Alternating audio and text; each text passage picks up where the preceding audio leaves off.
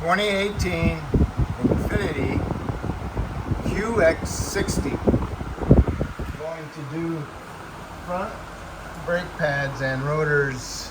Okay, so first thing you need to do is jack it up and support it properly, and then remove the front tires. Okay, mine were chrome lug nuts and they were 21 millimeter. Okay,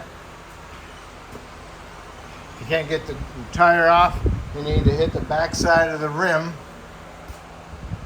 with a mini sledge. Break them loose. It'd be nice you can put a lug nut on there. There's a couple threads so it doesn't fall off and hit you. Okay? But anyway, so now we're at the front brakes and you want to remove the caliper. In order to remove the caliper, you need to remove 2 caliper bolts. 1, 2. Okay? And those are 17 millimeter. Remove those. And once you remove those, you get yourself a flat blade screwdriver. And what you want to do is slide off the caliper a little bit. Okay. Careful. I'm doing this with one hand. I don't want to drop it. Okay. If you drop it, then you put a little bit of a shock onto the brake hose and you might damage it. Okay. You get it off. Set it on top. And what you want to do is you want to look at the pistons and the boots to make sure they're not wet or cracked or anything like that. If they look decent, then you can go ahead and we'll push the pistons in a little bit. But get yourself a wire brush and brush them off a little bit. Clean them up best you can a little bit. Meanwhile, stick it off to the side and we'll need to remove the caliper bracket. Also, what you want to do is inspect your slides, caliper slides, to see if they're frozen. So far, so good. These are 22 millimeter bolts or 7/8. Okay, and you need to remove those. Okay, I remove my bolts. Make sure you hold on to this so it doesn't fall down and land on your foot. Okay, it hurts. This is what the bolts look like. And this is what your caliper bracket looks like, okay? These are freed up, so what you need to do is pull them out, clean them up, and put some new brake lube on them or some Sil Glide, okay? And also, you want to remove your pads, and you want to remove your hardware. Bundle clips. That surface there, you want that cleaned up. You want to get that rust out of there. You don't want to remove any of the metal, but you just want to clean them up, okay? Because when rust builds up underneath these, rust expands, puts tension on them pads, it doesn't allow them pads to move freely inside that bracket, okay? Next, you want to remove your rotor.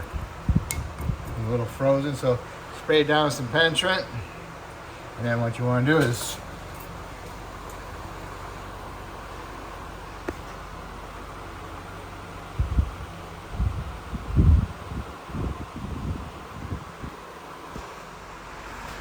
alright, after you spray it down with some penetrant and let it soak a little bit. And then we're replacing the rotor so I can hit the rotor itself. But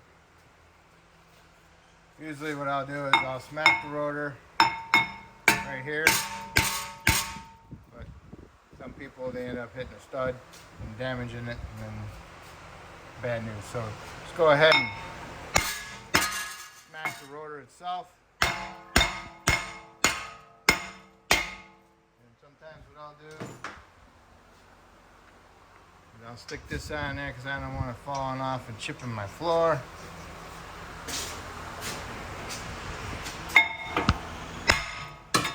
Oops, just like that, okay? Okay, the rotor is off. See this surface here in the hub? You need to get that cleaned up. You don't want to remove any metal, but you want to get it nice and shiny.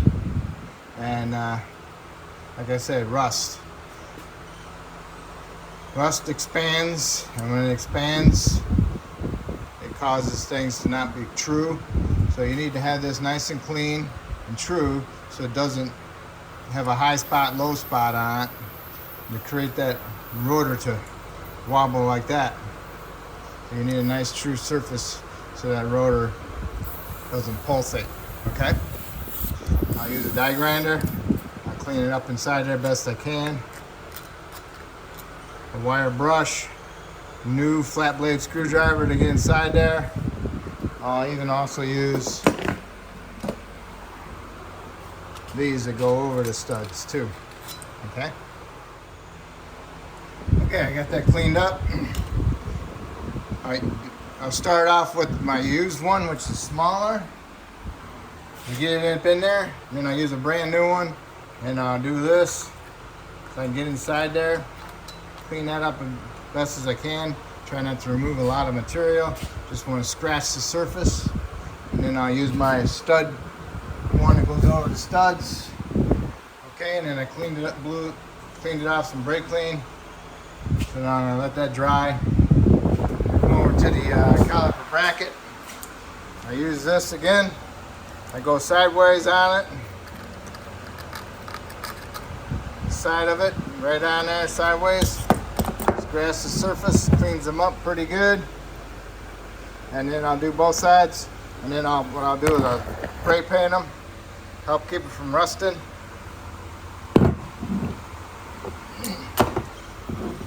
And then your slides. Got one slide that's just like that, and I got another slide that's got a little dampener on it. To forget where this dampener goes.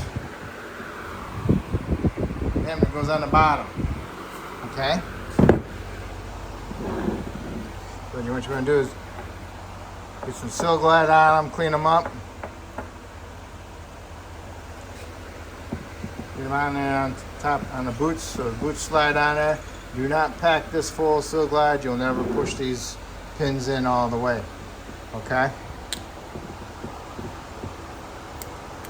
Alright. That's how you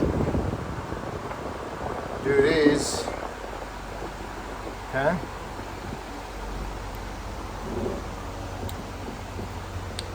Always just turn them as they go in. Boom. Okay, I'll paint that side and I'll let it dry.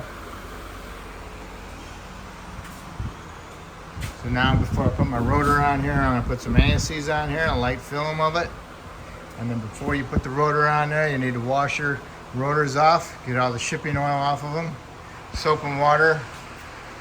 Use some brake clean, but do not put any brake clean on your pads. I don't recommend brake clean because brake clean's cold and it will allow that oil that's on it to be locked into the rotor. So you want a little bit of something that's kind of like a warm spray, warm soap and water, or some glass cleaner, something like that. Okay, got your rotor on. I put a little pair of vice grips down on the stud, just enough pressure to keep it on there because I don't want the rotor flipping, flopping around. You can use a lug nut also, but I always forget about them. And now it's time to push the pistons back on your caliper. If you don't have the ratchet style, or you do have one of these and you know how to use it, but if you don't have that, then you need a C-clamp and an old pad. Put the pad in there, put the C-clamp on there and tighten it up. Make sure you don't have any of these lines pinched, kinked. That'll restrict the return flow of the brake fluid into the master cylinder, okay? There's your caliper bracket. After your paint's dry, go ahead and put your hardware on, your bundle clips. Make sure that they're on there properly, okay? Okay, caliper bracket. Get your 2 bolts started, snug them up, and then you want to torque them to 70 foot-pounds, okay? The next you need to do is put your brake pads in. Okay. Your little spring brake squeaker goes on the top. That'll be towards the rotation of the rotor. Okay, so this is how it is. It's got little springs there. You need to push them that way also. What you need to do is get this one started first, because this has to be pushed down and this goes on the outside against here. So you need to push it in there like that. Get it in there like that. Okay. Once you got that, you need to push up on it and get the bottom started. Push it in there like that. Okay. And do the same thing to the rear, the inside one. On top, gotta put it in there. Okay. So you'll need 2 hands to get yourself a light so you can see what the heck you're doing. Okay. Okay, you got them in there, and you got them torqued to 34 foot-pounds. Brake line is nicely in there, and you're all set. Remove your vice grips. And there you go. Now what you need to do is go to the other side and do the other side exactly the same way. It's just on the other side, okay? That's it. Then once you get the other side done, what you need to do is put your tires on, torque them to 85 foot-pounds, lower down to the ground, go inside the vehicle, start it up, push your pedal to the floor a couple times, make sure you got a good, nice firm pedal, and then you want to shut it off, go underneath the hood, and double check your fluid level in your master cylinder reservoir and top it off as needed, and double check to make sure that it's .4 or .3 on the cap, okay, because you don't want to mix the fluid. Alright, the reason why you want to make sure you got a good firm pedal is because if you put it in drive or reverse and you take off, you'll have to push your brake pedal to the floor at least 5 times before you have a decent brakes, and then by that time it's too late, you hit something. Okay, so if I helped you out with this brake job doing the fronts, that's awesome. Hopefully you can help me out by subscribing, and I appreciate it. Thank you.